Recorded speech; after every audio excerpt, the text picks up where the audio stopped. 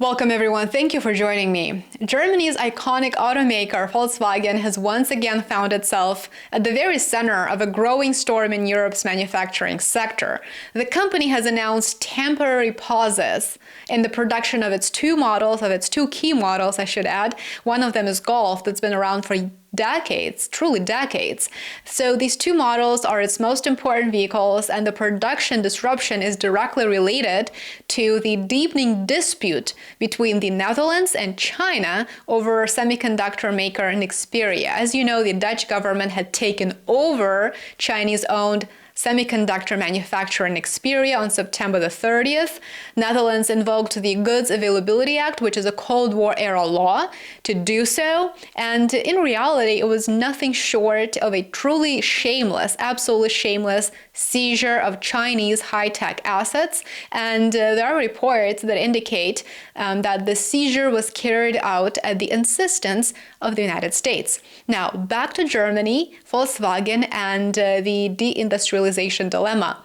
At first glance, Volkswagen's explanation seems very simple and quite reasonable. The company said that the production halts were long planned to manage inventory and coordinate logistics.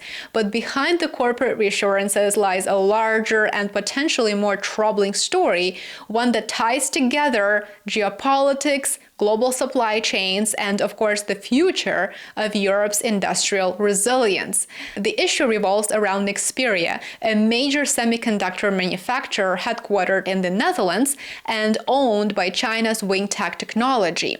The Dutch government recently made an extraordinary move. It seized control of Nexperia, citing, quote, risks to national and European economic security, and what it described as, quote, serious governance shortcomings inside the company. So this was absolutely unprecedented and unheard of. The decision truly stunned markets, and of course it angered Beijing, rightfully so, which swiftly retaliated by blocking exports of Nexperia's finished semiconductor products. This tit-for-tat has raised alarm across Europe's automotive sector, where chips from Nexperia are used in a wide range of vehicle components. So once again, the EU is doing very well, shooting itself in the foot, as its aggression and short-sighted policies truly abound. Es ist etwas zurückgekehrt in den letzten 2-3 Jahren in Deutschland, von dem ich gehofft hatte, dass man es überwunden hat. Dass Beschäftigte an den Küchentischen mit ihren Familien sitzen und darüber diskutieren, ob die eigene Beschäftigung, ob der eigene Arbeitsplatz noch sicher ist. Diese Unsicherheit zieht ein in unserer Gesellschaft, verbunden mit der Frage, ob man das Haus noch weiter abbezahlen kann oder die Wohnung. Und ich kann euch nur sagen, wenn ich auf die letzten 2-3 Jahre gucke, dann hat sich dieses Gespräch, das ich hier gerade widerspiegel, das hat sich vermehrt. Volkswagen has been quick to distance itself from the controversy with Nexperia. Its management tried doing some damage control, some last-minute damage control, and it even said that Nexperia is not one of its direct suppliers. However, the automaker did admit that some Nexperia-made components do reach its factories indirectly through its Tier 1 suppliers. So there you have it, the halt in production is indeed directly related to Nexperia. In a statement to CNBC, Volkswagen said it is, quote, in close contact with all relevant stakeholders to identify potential risks at an early stage. The company stressed that short-term effects on production cannot be ruled out. It makes me wonder how other European automakers are dealing with the trade tensions. I bet that there are more stories like this. It's just that we're not seeing reports on them. Even Germany's very powerful automotive lobby, the VDA, issued a warning stating that the ongoing China-Netherlands dispute could lead to, quote, significant production restrictions in the near future.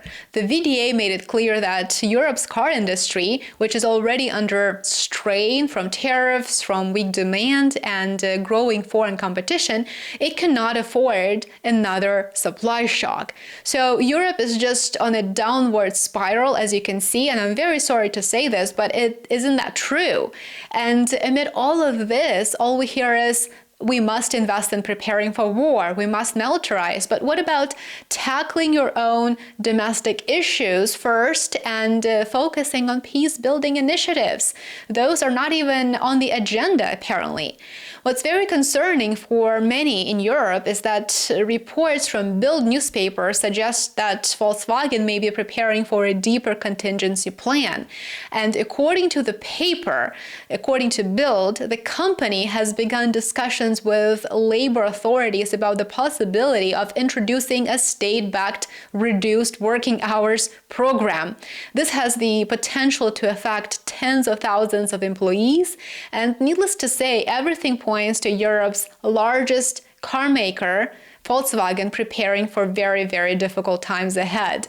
The Nexperia standoff has become a cherry on top, if you will, in the wider debate about Europe's economic security, or arguably lack thereof. The Dutch government's decision to seize the Chinese company will make global manufacturing more uncertain, and it could mean that although China, for example, certainly benefits and enjoys having access to European markets, it might also conclude that the risks now outweigh the costs. And in the current political environment in the EU, perhaps China will say, you know what, we will invest in infrastructure in friendly countries with lower cost of labor and more aligned political elites. From Beijing's perspective, the seizure was a very clear act of economic aggression. For Europe's automakers, the timing couldn't have been worse. The sector has just begun recovering from chip shortages, and manufacturers are still struggling to ramp up production of EVs as competition from Chinese automakers is heating up. It's very, very strong. Now, here's a very interesting dose of reality for EU policymakers from the European Automotive Manufacturers Association. They issued a warning. Without these chips, European automotive suppliers cannot build the parts and components needed to supply vehicle manufacturers. This, therefore, threatens production stoppages. They're referring to stoppages. And with stoppages come layoffs and an increase in unemployment. So this is a vicious cycle that European leaders likely really need to prioritize instead of their geopolitical ambitions. Now, let me know what you think about the halt in production. Do you foresee more problems ahead for Europe's automotive industry? I would love to hear from you, especially if you live in the EU. Let us know what you think. Share your thoughts, share your experiences in the comments below. We would love to hear from you. Thank you very much for watching this video. I hope that you consider supporting my work. Become a subscriber on YouTube, Substack, and Patreon. I would love to see you on my alternative platforms. You will find more content on Substack and Patreon, so you're welcome to become subscribers and join our community. I'll see you back here tomorrow. Enjoy the rest of your day. Take care.